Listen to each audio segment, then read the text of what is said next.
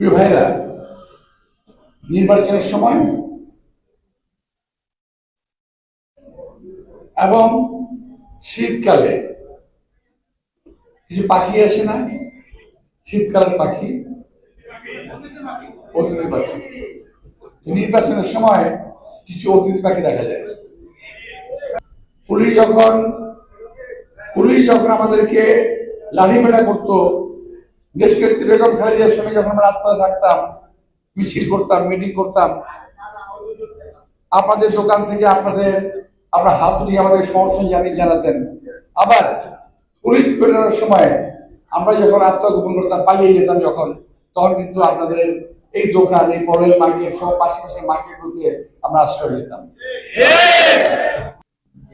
এলাকার কোনো লোক কখনো বলতে পারবে না মির্জা আব্বাস সাহেবের কাছে কোনো কাজে গিয়ে আমি খালি হাতে ফিরে এসেছি।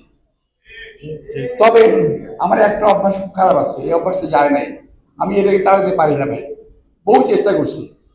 সেটা হলো এই, যে কাজটা আমি করতে পারবো সেটা আমি ঝটপট করে ফেলি সঙ্গে সঙ্গে, আর যেটা আমি করতে পারি না কিংবা পারবো না আমি চটপট বলে দিই ভাই এটাই পারবো না।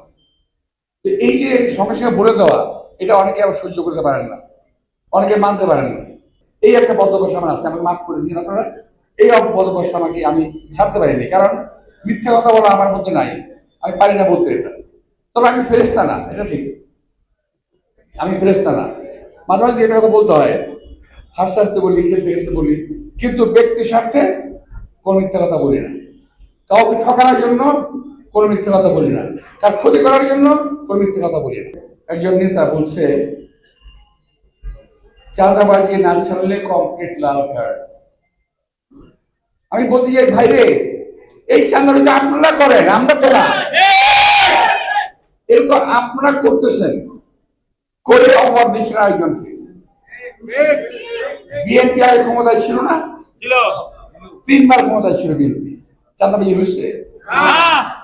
বিএনপি ক্ষমতায় নাই, আওয়ামী লীগ আসছে, চাঁদাবাজি শুরু হয়েছিল। আমরা করেছিও তাই, আল্লাহর রহমতে। মিথ্যা বলি না, মিথ্যা বলছি না, হয়েছেও তাই, বন্ধ ছিল।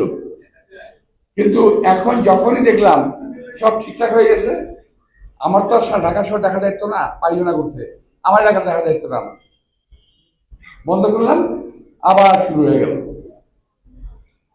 এখন তো যারা এই কথা বলছেন লাল কার্ড দেখাবেন, আরে ভাই জনগণ আপনাদেরকে লাল কার্ড দেখাবে পরে। আরে ভাই কি পাইছেন আপনারা, কি শুরু করছেন? দেশটাকে, দেশের মানুষকে শান্তিতে থাকতে দিন। অশান্তি সৃষ্টি করার জন্য পরিকল্পনা করে এখন থেকে শুরু করছেন। বিএনপি যদি ক্ষমতায় আসে তাহলে বিএনপিকে দেখে নেবেন। আর কতগুলো ওই কি বলে না, ওই যে আপনারা দেখছেন না, ওই যে আপনাদের অনেকেই গ্রামে বাড়ি ঘর আছে, আপনি জানেন, পোনা আছে না, পোনা, টাকি মাছের পোনা, গলের মাছের পোনা আছে না? কিছু পোনা ছেড়ে দিছে দেশের মধ্যে, বুঝছেন? কিছু পোনারা ছেড়ে দিছে, এই ছানা পোনারা কি যে শুরু করছে রে ভাই। আবার বলে কি আমার এলাকা, বুঝছেন, আমার আসন। আরে ভাই কথা বললে আমি বলতে পারি, তোমরা কেউ না, তোমরা না।